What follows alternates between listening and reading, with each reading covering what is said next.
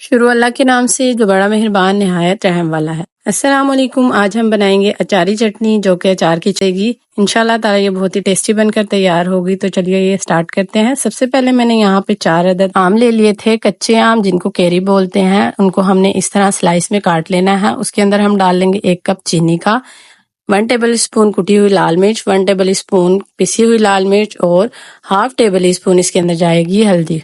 नमक आप अपने टेस्ट के मुताबिक डालिएगा और लास्ट में इसके अंदर हम डाल लेंगे कलवंजी। जी हाँ, अब इन चीज़ों को डालने के बाद आपने इसको अच्छी तरह से कर लेना है मिक्स। ये देखिए, आपने अच्छे से मिक्स करना है और इसको तकरीबन 5 से 6 घंटे के लिए कवर करके रख देना है। इसको आप ओवरनाइट भी सोक करके रख सकते हैं। जी हाँ, अब यहाँ पर इसको 5 से 6 घंटे हो चुके थे। यहाँ पे हमने ऑयल ले लेना है कढ़ाई के अंदर तकरीबन 2 टेबल स्पून।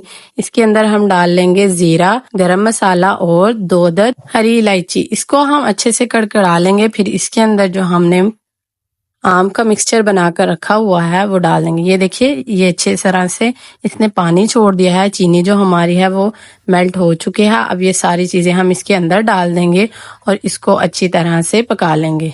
ये बहुत ही आसान रेसिपी है और झटपट बन जाती है। इसके लिए आपको कोई मेहनत करने की जरूरत नहीं पड़ती और जल्दी से बन जाती है। और इंशाअल्लाह ताला ये अचार की छुट्टी कर देगी। ये इतनी मजेदार रेसिपी बनेगी। और घर वाले अगर आपको ताने देते हैं कि आपको अचार बनाना नहीं आता, तो इंशाअल्लाह ताला वो ये चटनी खाकर अचार को भूल जाएंगे। बस जी, आम जो हमारे हैं वो बिल्कुल गल चुके हैं। अब हमने फ्लेम को ऑफ कर लेना है और इसको ठंडा होने के लिए रख देना है।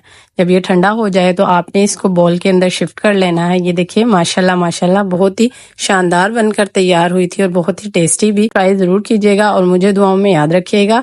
और अगर मेरे चैनल को अभी तक सब्सक्राइब नहीं किया तो फौरन से लो फ्लेम को सब्सक्राइब कर लें। शुक्रिया। और कमेंट सेक्शन में अपनी राय का इजहार जरूर कीजिएगा। अल्लाह हाफिज and stay tuned for more recipes.